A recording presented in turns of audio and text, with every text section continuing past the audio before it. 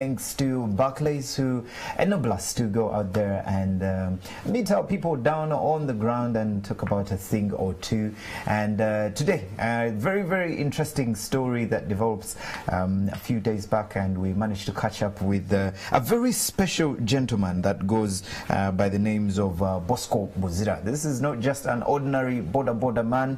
This man decided to go out and kick off an initiative to help others from wherever they are, to make sure there's one thing that he said that I just can't get out of my head. He said, we are not going to allow, we as Boda men, Boda riders, we are not going to allow a single child from a Boda rider to go out picking, I don't know, scrap and selling scrap and doing all that. We are going to make sure all these children go for school.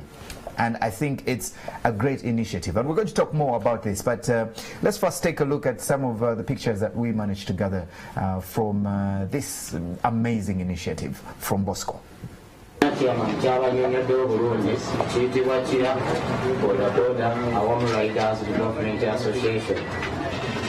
Omulimu gwaffe omukulu kwe kukumaakuma bannaffe be tukola nabo omulimu ogw'okuvuga ogw'okusaabaza abantu. Naye nga n'okukolera awamu nga community n'abatali ba boda tukolagana nabo. Eyokulaba nti tukwatizaako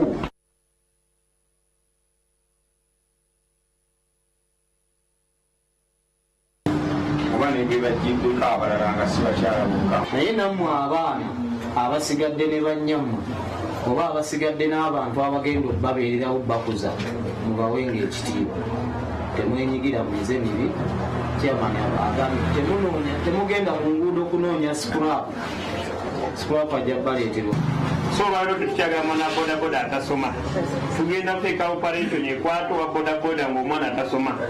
Tugenda kuteekawo akakiiko ka disciplinary committee akagenda okudisciplining wa boda gw'atayamba makaago mu service nga wano service tuzikola. So n'olw'ensonga ebiri bye tukyakola ate tukyabikolera ddala.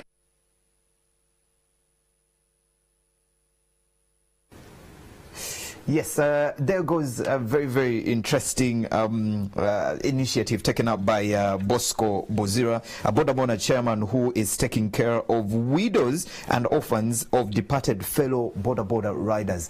And he continues to say that he's not going to allow, and he's not going to allow any Boda rider's child to go out collecting scrap. And sometimes we think one has to have so much money to to be able to help the less privileged, but that is wrong. And one man has proved that you can actually help with whatever you have. Bosco Bozira, a Boda rider, taking care of widows and orphans of departed fellow commercial cyclists. As you can see in that footage there, they are giving out exercise books and just trying to help these kids to make sure that as they start school, at least they have the basics that they need to start school. Last week, he mobilized 17 million Ghana shillings to purchase back-to-school items for 200 orphans. 17 million Ghana shillings, and this is a Boda rider. He says that they have also purchased a piece of land and they plan on building a school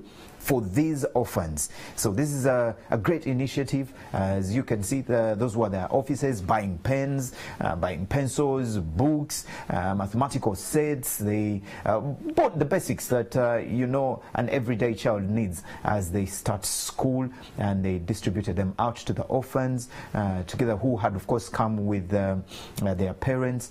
And many times we are saying government to Yambe, where are the chairmans, where are the LC councillors, but we can kickstart this ourselves. We don't have to wait for the president to come out and tell you people, you know what, these are your children. Who else do you want to take responsibility of, these children and ourselves, if we can't take responsibility of ourselves? And this is an amazing initiative. Yes, it is. 17 million Uganda shillings this is what was mobilized by Bosco. That was actually to be able to help 200 orphans actually get education items back to school. And one thing that we need to know is that statistics as of last year did hold and show that a Boda accident kills about 10 people daily in Kampala, and some of these being the Boda riders. So for a number of for him to come up, Bosco, who is a Boda rider, to come up and say, let's take care of the widows and the orphans of these people who go out to try and make a living, but unfortunately along the way they do lose their lives, shows that at some point it takes us back to when a community was actually made up of people, not just going to their homes and entering their gates and sleeping and waking up the next day and leaving, but where a child was raised by the entire community. That was not only in regards to disciplining a child, but even making sure a child goes to school. Can we say that that's happening in our country right now? In some places, of course not. But in this regard, it shows that a few things are not gone in this century. To Bosco and to everyone that's watching, let me ask, how much do you have in your bank account right now? Mala, don't answer. Please don't say figures. Of course I can't say figures. But you also don't have to say. We don't want to get a shock of our lives this morning, so it's okay. You don't have to mention the figures. But you see, this is a great initiative by Bosco. But it leaves us asking ourselves and wondering, there's too many of us that wake up in the morning, and you know, this is one of the most despised jobs in this country. They go through a really tough hustle through the day, the sun, you know, and us the customers who are always, you know, not treating them the best way, and they still have the good heart, the initiative to make sure that they help each other. So I always ask people, man, look at the position where you are today. You don't have to be rich. Right. And people sit in their offices, on their computers, go onto Twitter and Facebook and start going, government yatuyambe. Where are our MPs? Can I interject just for a minute, David? We always have this notion that Boda riders don't have the money. Yeah. These guys they have proven to us. They are rich. As much as in this initiative, it shows that there is power in numbers, and that once people come together for a good cause, they can actually make things move. True. But Boda riders have money. I'm an entrepreneur and I speak to quite a number of them, and what they do is they have realized the power in numbers. They have come together, created circles just by themselves, and these circles have a lot of money. Now these people actually contribute a certain amount every single day towards this financial kind of groups that they have created themselves. And now and the beauty is, these guys don't just save blindly. They save towards a goal. For example, they will say, we are saving up, and by the end of 2019 we want to achieve XYZ. We want to start up a business as a team for doing 1, 2, 3 things. We want to come up and build, you know, complexes, residential homes. 1, 2, 3. They are so smart. And what I came to realize is, most of the Boda riders actually did go to school, and they have a degree or a certificate or just something. They have gone to school. A majority actually speak English. So this notion of just trying to say that, you know what, this is a Boda rider, maybe he's not with it. These guys are quite smart. I was so shocked. There's something you raised that's very important, and I'm going to ask each and every one of us, and this is a question we can all answer. Are you a part of any circle? Are you a part of maybe a group that's giving back to community? Because we don't have, as we have learned from the Boda riders, we don't have to have millions and millions of shillings to give back. We can give back with the little we have. So is anyone giving back within here? I am giving back. David, are you?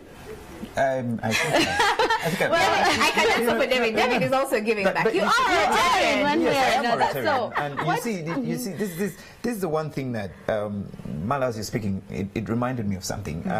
It's not just about the Boda guys. If you remember, there's a famous group that is known in this country, Kwagarana Group. Remember, this is a group of rich people come together, and they put some money together and go out and buy, let's say, a big company. and they share the profits.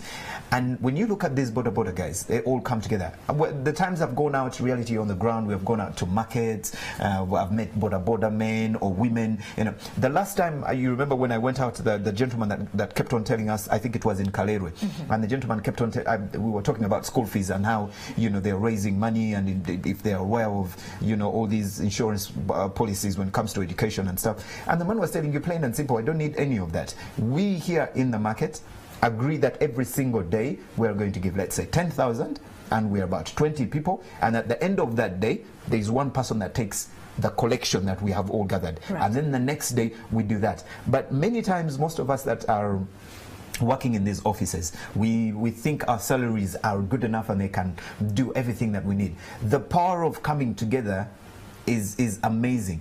Just the three of us, if we decide that every single morning we're going to put aside, let's say, 50,000 Uganda shillings, and one of us is going to take that 150 a day, you have no idea how much of an impact or change that could give each one of us. And I think that we need to create more groups and support each other than thinking that we can do things individually.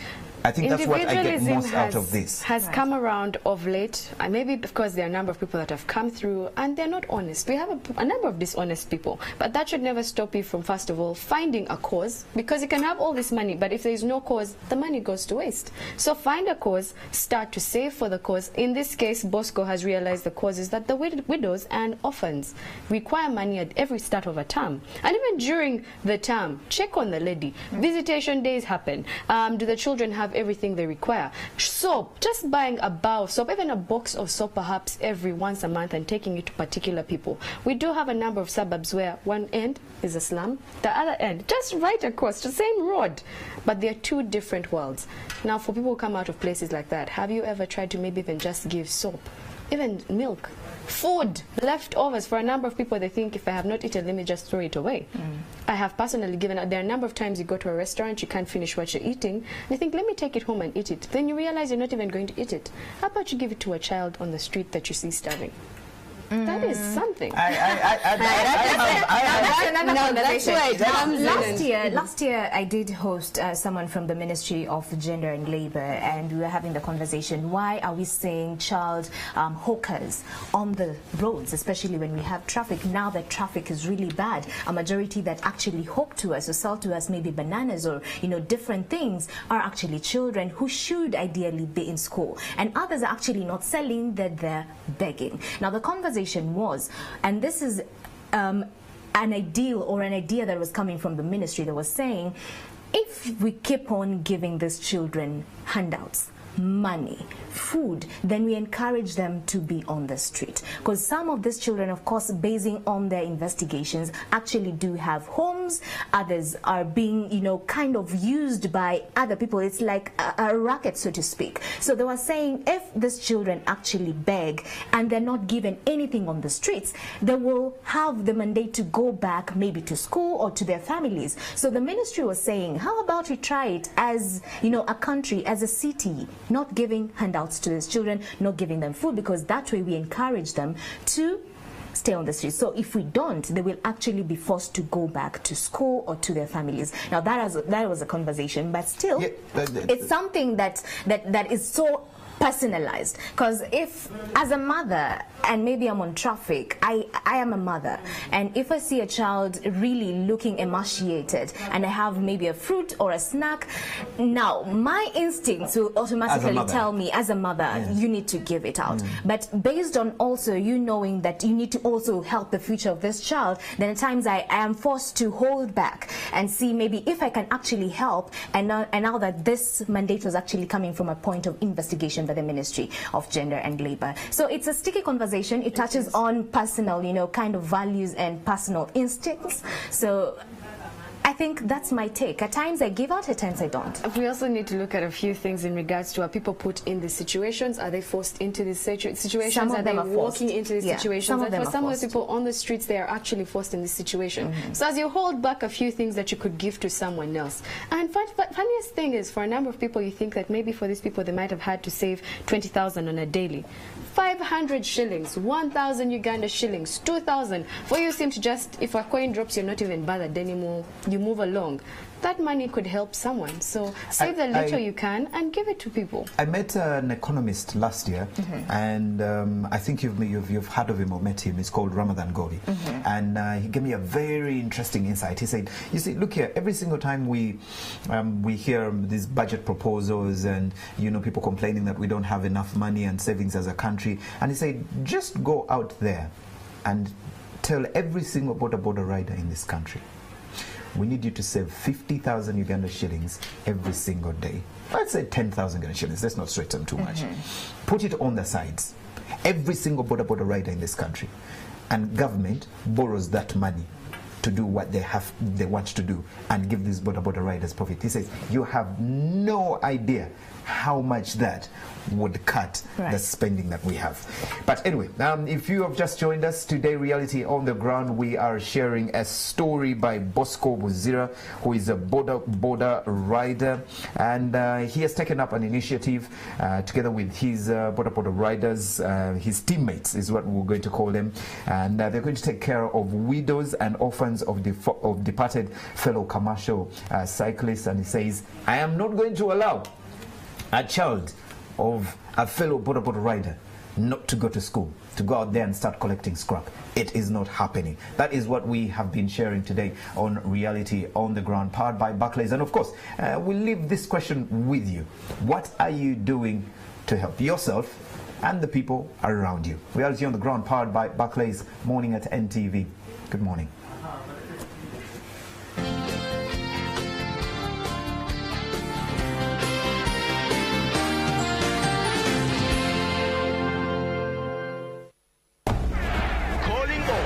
Shaking, crowd igniting superfans. Watch your local press for details on how you could win the Premier League experience of a lifetime.